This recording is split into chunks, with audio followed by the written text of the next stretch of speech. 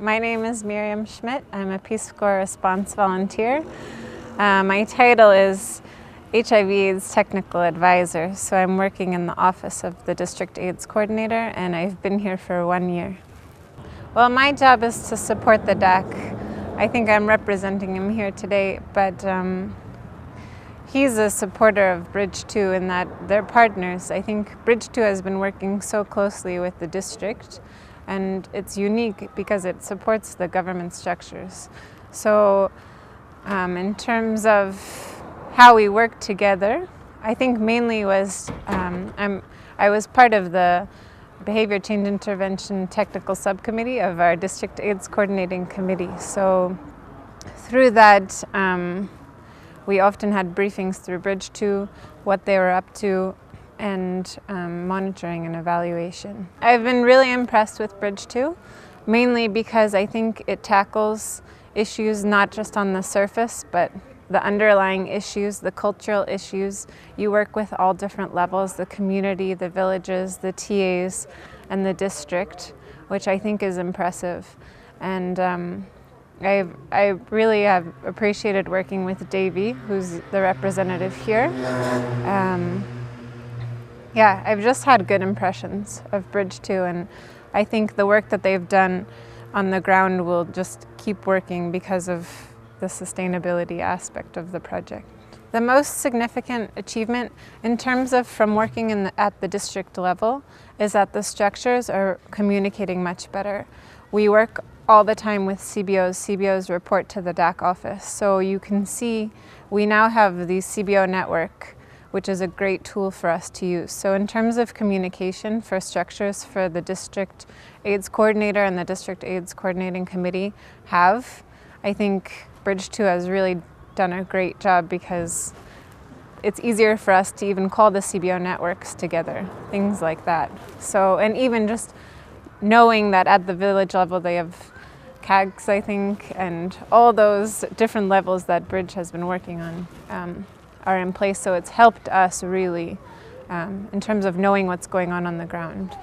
And then the other thing I thought was unique is working with couples. I think they're the only partner that works a lot with couples. And I think it's one of the key issues for preventing HIV, preventing multiple concurrent relationships.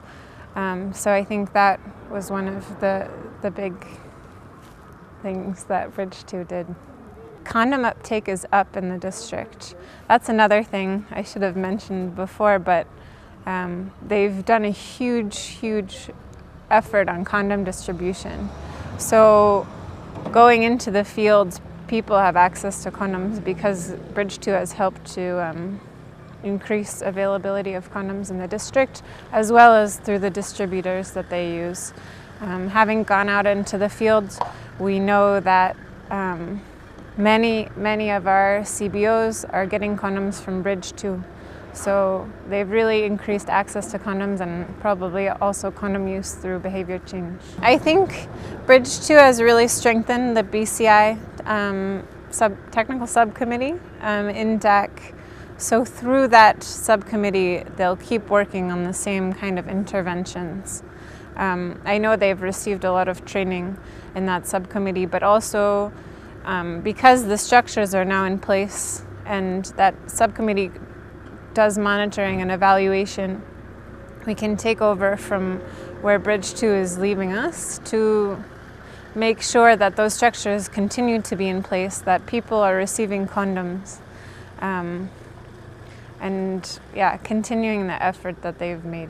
I think one of the biggest challenges is that currently the BCI Technical Subcommittee is funded by NAC for quarterly monitoring and evaluation. So to me, that's not enough. So I think that's the main challenge. Really, partners in the field, they really appreciate when people come for supervisory visits and monitoring distribution of condom.